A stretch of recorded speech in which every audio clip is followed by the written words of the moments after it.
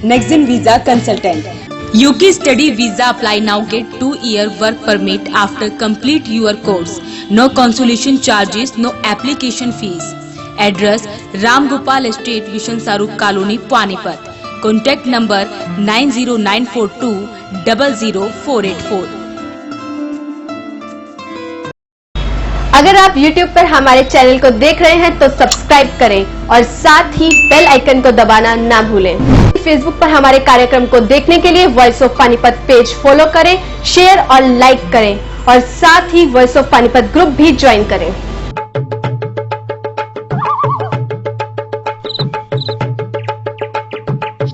नमस्कार, आप देख रहे हो वॉइस ऑफ पानीपत।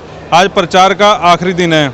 मुख्यमंत्री के बाद जिस शख्स का हरियाणा में नाम आता है वो संजय भाटिया। संजय भाटिया जी हमारे साथ हैं। भाटिया जी, विपक्ष ये कह रहा है कि प्रधानमंत्री की रैली इसलिए बढ़ा दी कि बीजेपी को कहीं ना कहीं खतरा था। विपक्ष क्या करे बेचारा, ना तो उनके पास मोदी जी जैसा नेता है, वो बुलाएं भी तो सही, किसको बुलाएं। वो तो मान लो विपक्ष, मान लो अपने नेता राहुल गांधी जी को बुलाता है, वो आते हैं कुछ ना कुछ वोट घटा के चले जाते हैं। अभी एक सोशल मीडिया पे वायरल हो रहा था कि जितना 70 साल में कांग्रेस ने बर्बाद किया उनके मुंह से निकल गया, जुबान उनकी फिसली जाती है। पढ़ा लिखा भाषण बोलते हैं और उसमें कोई ना कोई गलती हो जाती है, इसलिए वो तो बुला नहीं सकते किसी को। और हमारे नेता वैसे भी उनका हरियाणा से लगाव रहा है। यहाँ पर मोदी जी प्रभारी रहे हैं, एक एक कार्यकर्ता, एक एक बच्चे को वो जानते हैं। भारतीय जनता पार्टी की शुरुआत से लेके जो नींव का पत्थर है, सबसे उनका परिचय है। उनका भी मन लगता है हरियाणा में और हम सबका भी मन लगता है उनको सुनने में। भाटिया जी, बड़ी मेहनत कर रहे हैं आप 9 की 9 विधानसभा में, हरियाणा में भी जा रहे हैं। कुछ सर्वे आ रहे हैं सोशल मीडिया पे या टीवी चैनलों को सर्वे आ रहे हैं, क्या मानते हो, सर्वे फेक है या ठीक है? नहीं, मैं क्यों मानूंगा फेक। हर एक का अपना आकलन है। अब आपका अपना आकलन है, आप इस हरियाणा के लिए कुछ बोलो, मेरा अपना आकलन है। मुझे अपने कार्यकर्ता पे विश्वास है, मुझे सारी जनता पे विश्वास है। अभी आपने पिछले लोकसभा चुनाव के अंदर जो मैंने चुनाव लड़ा, आप मेरे भाई भी हो, आपने जो सामने एक प्रत्याशी थे और उनके बारे में लिखा जी वो बड़ी तेजी पकड़ रहे हैं और बहुत ऊपर चले गए। मेरे सामने वाले प्रत्याशी के बारे में जब वोट निकले तो 1.5% निकले, टोटल वोट पोल का 1.5% निकले और आपके आशीर्वाद से और आपके सहयोग से मुझे 70% वोट मिले। भाटिया जी, हमने ऊपर देखा, हमने जिताया नहीं था।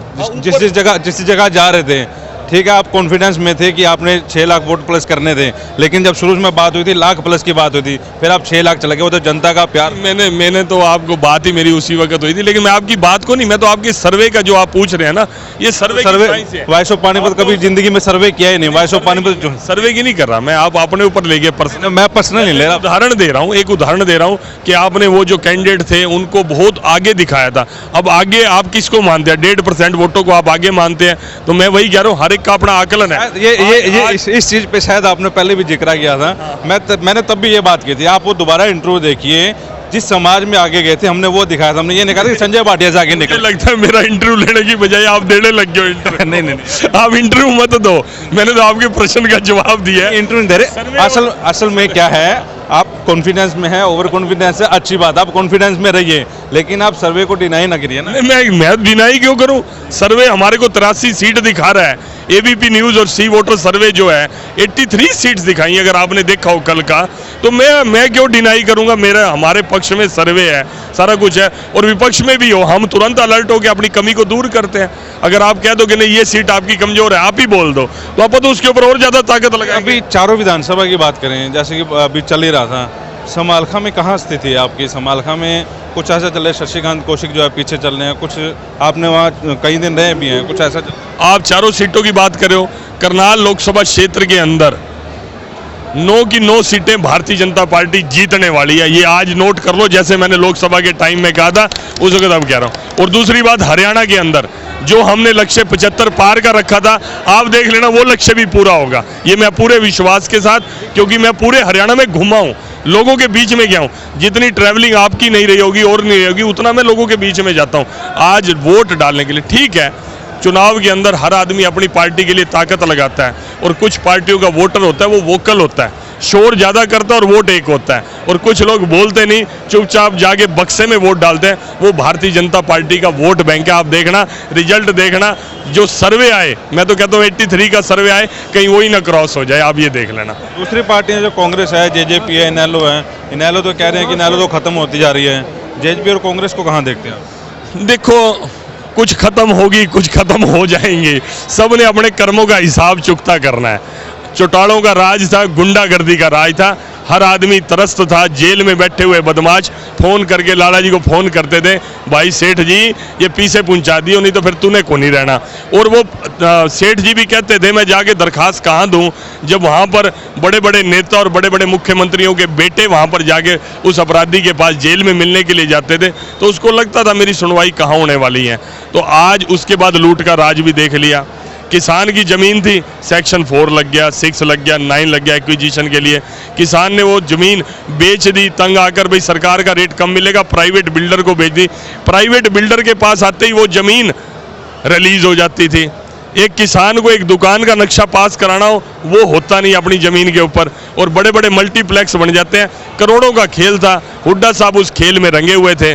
दामाद जी को उन्होंने पैसा देना था, दामाद जी को उन्होंने ज़मीन देनी थी। लूट का राज भी देख लिया, गुंडागर्दी का राज भी देख लिया। और पिछले 5 साल के अंदर मैं तो कहूँगा कि मनोहर लाल जी को जो राजनेता कहते हैं वो राजनेता नहीं है, वो राजनीति के संत हैं। किस प्रकार से उन्होंने ईमानदारी से शासन और प्रशासन चलाया, पारदर्शी प्रशासन चलाया। कभी सपने में भी सोचता था गरीब मजदूर का बच्चा, पढ़ने लिखने वाला बच्चा, कि बगैर पर्ची और खर्ची के, बगैर रिश्वत और बगैर सिफारिश के मेरे को नौकरी मिलेगी। आज घर बैठे उस मेहनत करने वाले बच्चों ने दोबारा पढ़ना शुरू कर दिया।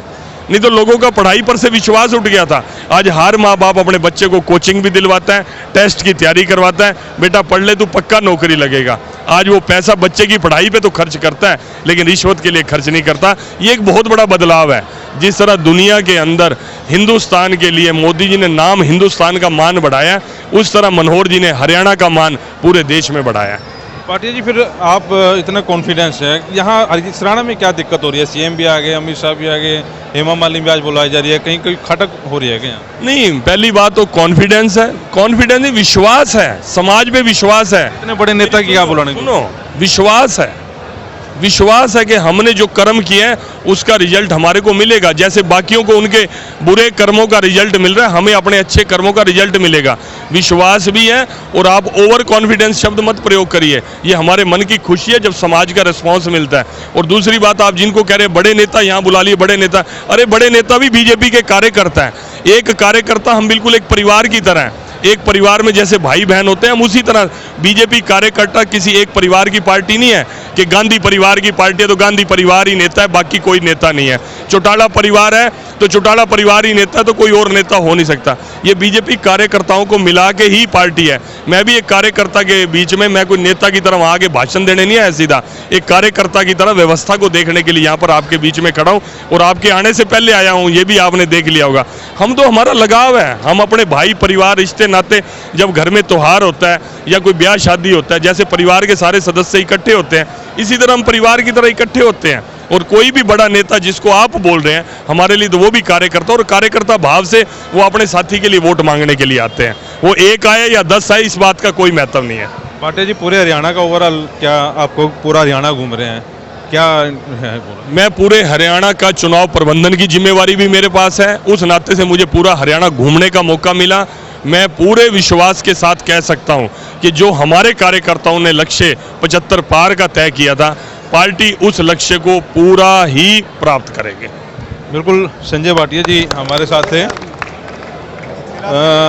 कुछ मीडिया से थोड़ा सा नाराज भी लग रहे हैं, लेकिन ओरिजिनल बात है कि अगर इस हरियाणा में कहीं खटका नहीं था तो इतने बड़े नेताओं को बुलाने की क्या जरूरत थी।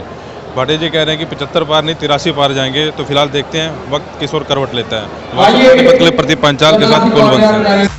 Balaji electronics near Indian bank GT road Panipat. ASM आरू लगाओ, पीलिया टाइफाइड जैसी बीमारियों को दूर भगाओ। डेकिन AC पर free gift, 10% cashback, 0% finance exchange offer. हर प्रकार के मोबाइल फोन 0% फाइनेंस पर उपलब्ध।